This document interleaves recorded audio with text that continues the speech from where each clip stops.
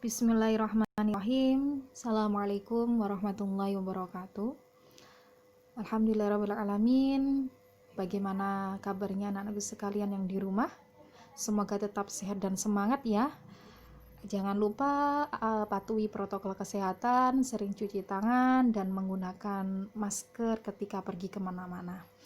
Oke, sebelum saya mulai pelajaran, saya akan mengingatkan terlebih dahulu bagi yang kemarin belum menulis atau menyalin di buku catatan materi review Nahwu, silakan ditulis, silakan dibuka kembali untuk materi yang kemarin.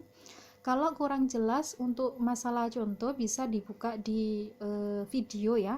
Nah, bisa diputer 15 menit, 15 menit, 15 menit gitu ya. Sedikit-sedikit, yang penting tidak bosan gitu ya.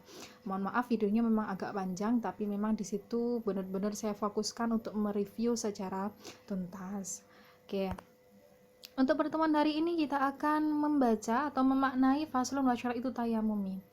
Nah, silakan ditulis di buku catatan gitu ya. Kemarin sudah mencatat review, maka ditulis di bawahnya di lembaran lanjutannya sampai di lafadz wat tartibu. Nah, silakan di pause, ditulis dulu secara lengkap, kemudian baru kita maknani. Oke, bagi yang sudah menulis dengan lengkap sampai lafadz wat tartibu, maka kita bersiap untuk maknani gitu ya. Jangan lupa kita kemarin sudah melihat beberapa simbol rumus gitu ya. Kalau ada yang mencatat berarti bisa silakan ditengok untuk beberapa simbol. Mim itu apa, kha, ba, dal, dhad sama za dan seterusnya gitu ya. Kita melatih untuk pakai rumus atau simbol. Ya, untuk yang kedua, bagi yang cara membacanya masih kebingungan, nah, silakan dikasih jeda sebagaimana yang sudah Bulia tampilkan di slide gitu ya. Dikasih jeda-jeda untuk lafadz, bukan per lafadz ya, cara membacanya, perjedanya dikasih garis-garis biar nanti ketika belajar baca kitab dengan menggunakan kitab kosongan tidak bingung lagi jedanya di mana. Oke, bisa saya mulai ya. Bismillahirrahmanirrahim. Qala al-muallifu rahimallahu ta'ala wa nafa'na bihi wa bi ulumihi wa amadana bi asrarihi wa a'alina bi barakati fid dharaini amin. Bismillahirrahmanirrahim. Faslun ai hadza utawi iki iku fasal suwiji. Faslun ai hadza utawi iki iku fasal suwiji. Wa syara itu tayamumi lan utawi pira-pira syarate tayamum. Wa syara itu tayamumi lan utawi pira-pira syarate tayamum. Iku khamsatu asya'a lima pira-pira suwiji-wiji. Iku khamsatu asya'a lima pira-pira suwiji-wiji. Rupane wujudul udhri anane udur. Rupane wujudul udhri anane udur. Bisa farin sebab lunga. Bisa farin sebab lunga. Au marodin utawa loro. Au marodin utawa loro. Wadukhulil waktu sholati lan melebuni waktu sholat. Wadukhulil waktu sholati lan melebuni waktu sholat. Wa talabul ma'i lan nyumprih banyu. Wa talabul ma'i lan nyumprih banyu.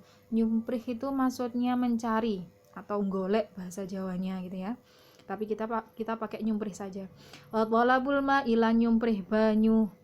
Wa ta'addur istimalihi lan abote gunakaken alma. Wa ta'addur istimalihi lan abote gunakaken alma. Wa iwazuhu lan longkone alma. Wa iwazuhu lan longkone alma, langka. Nah, airnya langka, sulit untuk ditemukan. Wa iwazuhu lan longkone alma ba'da talabi ing dalem sakwise nyumpreh.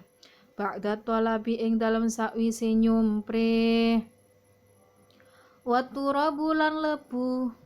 Wa turabu lan lebu. At-tahiru kang suci. At-tahiru kang suci. Alladzi kang iku lahu keduwe aturab. Iku lahu keduwe aturab utawi hubarun bledug. Utawi hubarun bledug. Fa in khalata maka lamun nyampuri hu ing turab. Fa in khalata maka lamun nyampuri hu ing turab. Apa jisun gamping. Apa jisun gamping Auramlun utawa wedi. Auramlun utawa wedi. Wedi maksudnya adalah pasir. Auramlun utawa wedi. Lam yujzi mongko ora wenang apa turab. Lam yujzi mongko ora wenang apa turab. Wa faraiduhu lan utawi pira-pira fardune tayamum.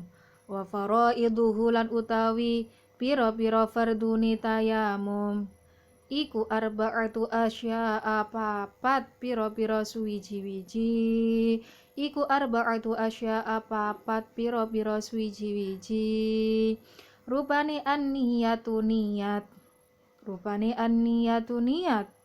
Wa mashul wajhi lan ngusap wajah. Wa mashul wajhi lan ngusap wajah. Wa mashul yadaini lan ngusap tangan loro. Wa mashul yadaini lan ngusap tangan loro. Ma'al mirfaqaini sartane sikut loro. Ma'al mirfaqaini sartane sikut loro. Wat tartibulan tertib. Wat tartibulan tertib. Oke, bagi yang maknani tadi tertinggal bisa diputar kembali videonya. Untuk yang sudah lengkap kita lanjut ke slide berikutnya, yakni ketentuan urutan mengi'rab. Dia di sini untuk kalimat isim dan juga kalimat fi'il. Kita fokus untuk kalimat isim yang hukumnya mu'rab. Nanti i'rabnya, cara mengi'rabnya adalah kita sebutkan nama kalimatnya dulu, lanjut tarkib, i'rabnya apa, tarkib maksudnya atau kedudukan gitu ya, dia jadi apa, lanjut dia i'rabnya apa, kemudian tanda i'rabnya pakai apa, dan terakhir alasan. Itu untuk kalimat isim yang berhukum mu'rab. Lanjut untuk yang kalimat isim berhukum mabni. Kita sama sebutkan kalimatnya apa, mabninya apa, mahal jika ada, jika punya mahal. Kalau tidak ada tidak usah disebutkan. Selanjutnya ada alasan atau tarkibnya, dia kedudukannya jadi apa. Itu kalau ada, kalau nggak ada tidak usah disebutkan, tidak apa-apa. Selanjutnya untuk kalimat fi'il yang berhukum mu'rab, sama kita sebutkan nama kalimatnya apa, fi'il apa dia di sini gitu ya. Kemudian i'rabnya apa, tanda i'rabnya itu apa, alamatnya, kemudian alasan. Terakhir untuk yang kalimat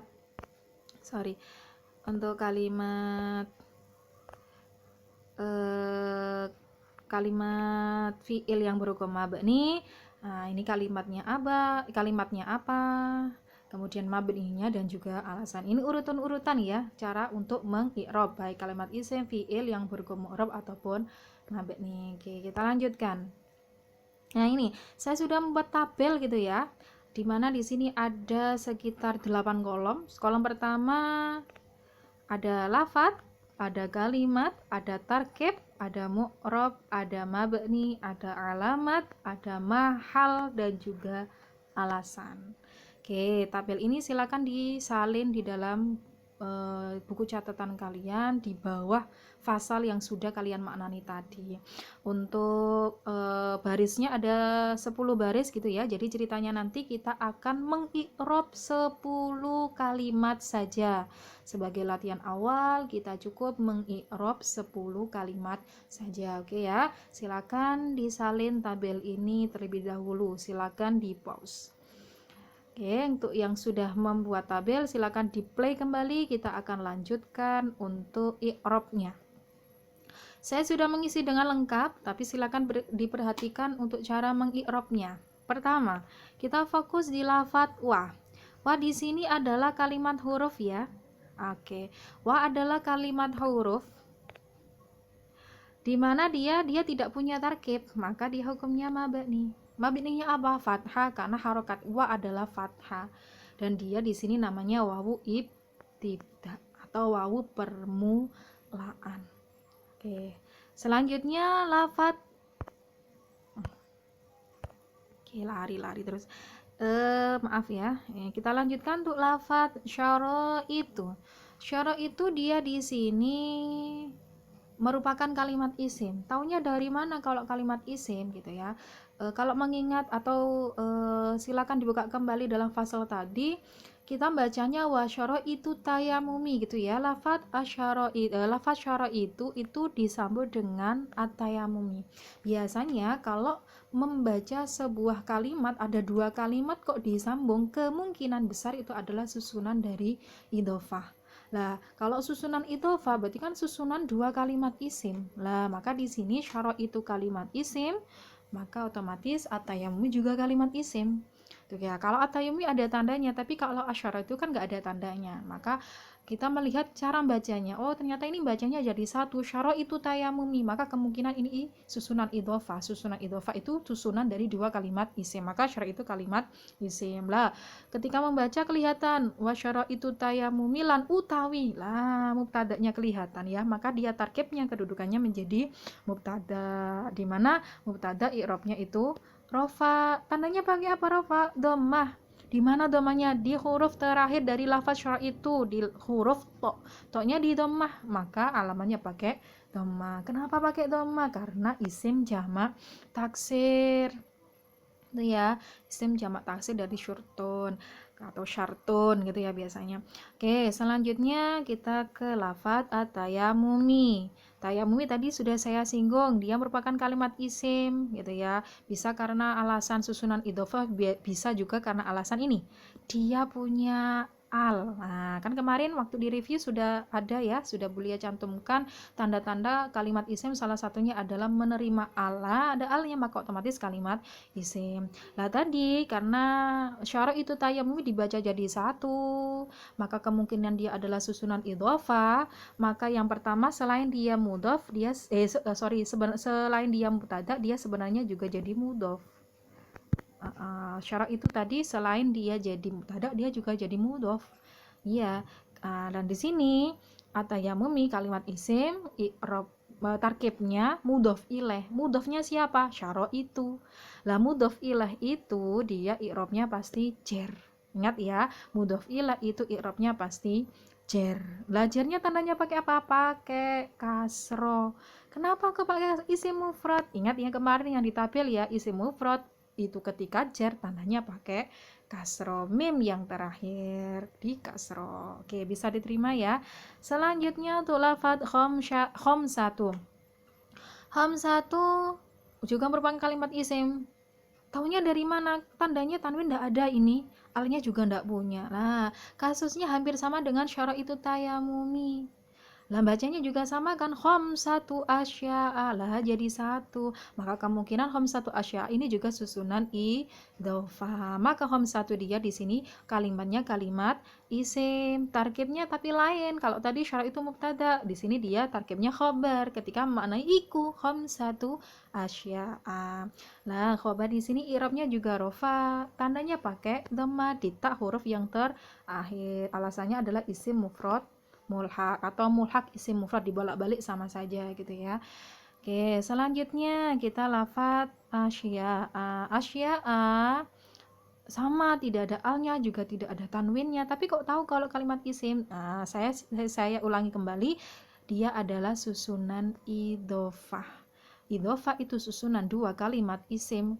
Jika satu isim, maka asya'a juga harus isim karena idhofah. Lah, tadi satu selain dia jadi khobar, dia juga jadi mudhof. Sama, kayak siapa? Kayak syara itu tadi, selain jadi mubtada, dia juga jadi mudhof. Nah, satu selain jadi khobar, dia juga jadi mudhof. Oke, gitu ya. Oke, kita kembali lagi ke lafadz asya'a. Kita kembali ke lafadz asya'a.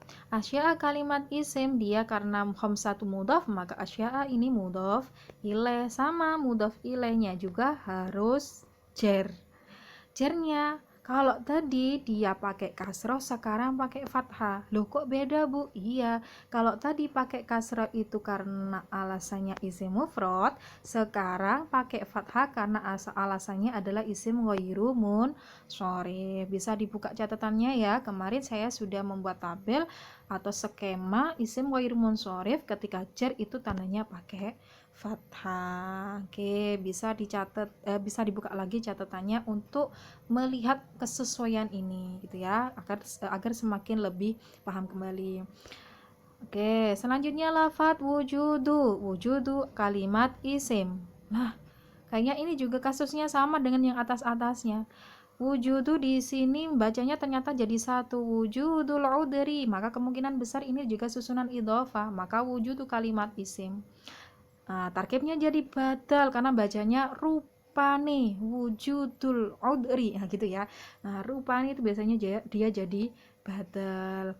Dia i'rabnya rofa karena tidak ada amil gitu ya. Itu salah satu alasan yang paling simpel, tidak ada amil maka i'rabnya rofa. Tandanya pakai apa? Pakai dhamma. Alasannya isim mufradnya paling mudah. I'rab rofa tanda dhamma isim mufrad. Selanjutnya lafat al-udari, sama dia kalimat isim. Karena ini susunan idhofah, tapi selain itu al-udari dia punya al. Nah, ini paling enak, ini kelihatan tanda isimnya pakai al, gitu kan, otomatis isim. Nah, al-udari kalimat isim karena punya al. Kemudian kalau wujudul tadi selain dia jadi badal, dia juga jadi mudhof juga. Ini saya ulang-ulang ya biar tidak lupa. Kalau habis mudhof maka setelahnya adalah mudhof ilaih. Oke. Sorry. Al-udari kalimat isim dia jadi mudhof ilaih, mudhofnya wujudu. Nah, sama. Mudhof ilaih harus beri'rab jar, tandanya pakai kasroh dan juga dia isim mufrad. Oke. Selanjutnya untuk lafat bi. Bi dia di sini namanya kalimat huruf, enggak punya tarkib, enggak punya mu'rab. Huruf dia hukumnya mabni. Mabninya apa? Kasroh karena harokatnya kasroh. Dan dia namanya adalah huruf jar. Oke, kurang dua. Lafat as-safari karena dia punya al, maka dia kalimat isim.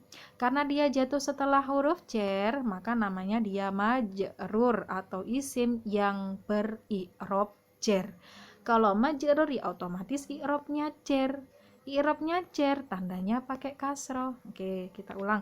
As-safari ro-nya di kasroh ya, maka tandanya pakai kasroh. Kenapa? Karena dia isim mufrad. Terakhir au-nya di sini dia huruf ya, dia nggak punya tarkib, nggak punya i'rab otomatis. Kemudian dia di sini mabni sukun, wawunya disukun karena apa? Karena dia huruf atau gitu ya. Jadi urutannya sesuai dengan yang sebelumnya saya tampilkan, urutan untuk mengi'rab. Kalau dia berupa kalimat isim, dia untuk berupa kalimat isim, kok isimnya dia punya mu'rab gitu ya, atau beri'rab, maka ada 5, menyebutkan kalimatnya, menyebutkan tarkibnya, menyebutkan i'rabnya, menyebutkan alamatnya, dan alasannya. Oke, saya ulangi.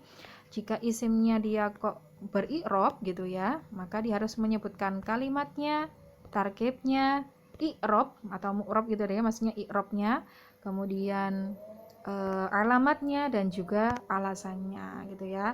Nah, kebetulan di sini kita menemukan isim-isimnya mu'rab semua. Mungkin di lain kesempatan kita akan menemukan kalimat isim yang mabni atau bahkan kalimat fi'il. Oke, cukup sekian untuk pertemuan kali ini. Ini yang nanti akan saya sampaikan, akan sampean setorkan ke saya gitu ya. Nanti jadi saman setornya itu ini fasrul wasyaitu tayamumi yang tanpa makna dan tanpa harokat, pakai kitab yang sudah saman punya, kitab kuning itu, tanpa harokat dan tanpa makna. Ini nanti yang saman baca, saman kirimkan ke saya beserta dengan i'rabnya. Jadi nanti sama sebutkan wa kalimat huruf mabni fathah, alasan wawu ibtida, syaraitu kalimat isim, tarkibnya mubtada, i'rabnya rofa, alamatnya pakai dhamma, alasan isim jamak taksir dan seterusnya. Oke ya. Cukup sekian dari saya akhiri. Terima kasih. Semoga bermanfaat. Saya minta maaf apabila ada keterangan yang terlalu cepat atau ada yang salah kata. Nah, saya akhiri ya. Assalamualaikum warahmatullahi wabarakatuh.